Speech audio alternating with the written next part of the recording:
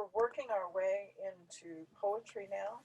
And what I like to use when we first start working on poetry is what I call the Poetry Interpretation Kit. It seems to help students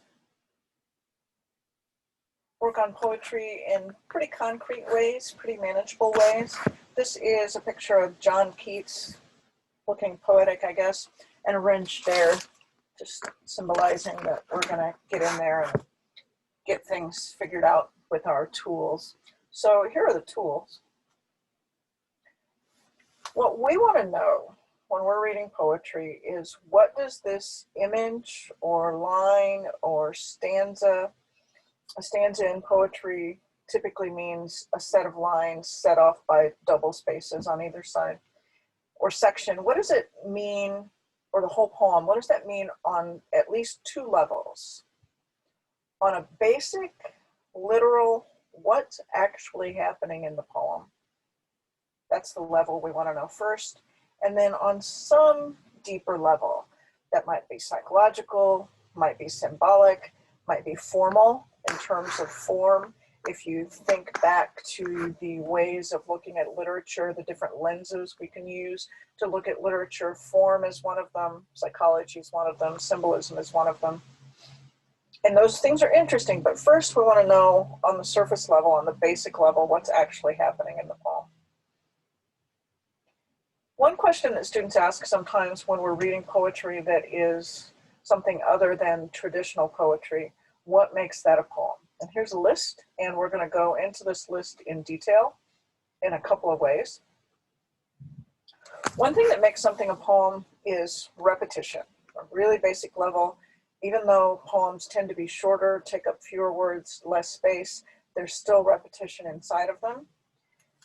Part of the repetition that we talk about is the music or the musicality of a poem.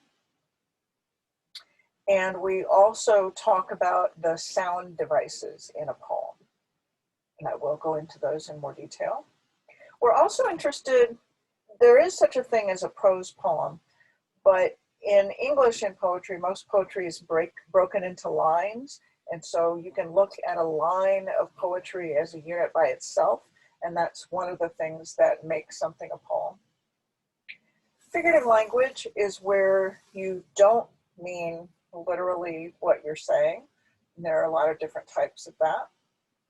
Style is about the choices that you make, the words that you decide to use or that the poet decides to use, or how the poet decides to structure sentences. Imagery is description, that things that you can see in your mind's eye or taste or touch. And then distillation, that is what I referred to earlier, just that sense that poetry takes up less space on the page generally, fewer pages overall than a novel, fewer words than a short story. There are tons of exceptions to that, but in general, that's what we think of for poetry. So here's a famous poem that we're going to work through. And let's see, I'm going to stop sharing that so that I can share the poem. And we're just going to linger here for a couple minutes before I stop this part of the video.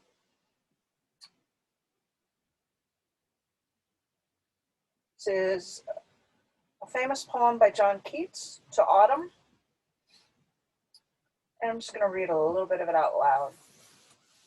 To Autumn.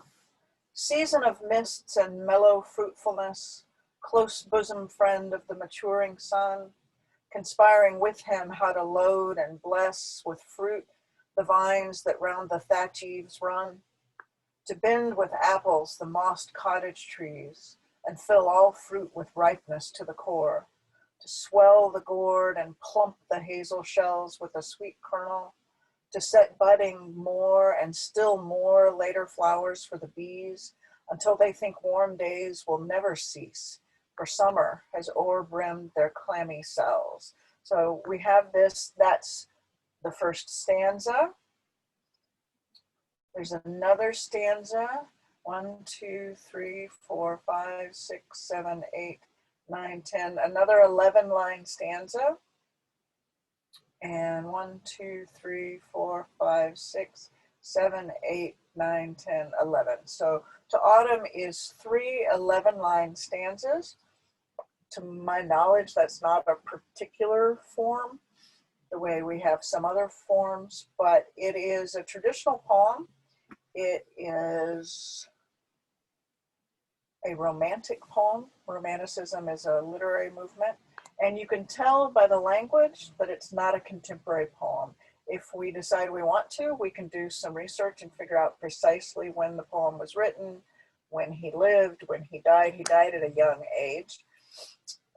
So we can look at all those things if we want to, but we can tell just from the language that it's an older poem. So let me stop sharing here and go back to my PowerPoint. And yeah, that's the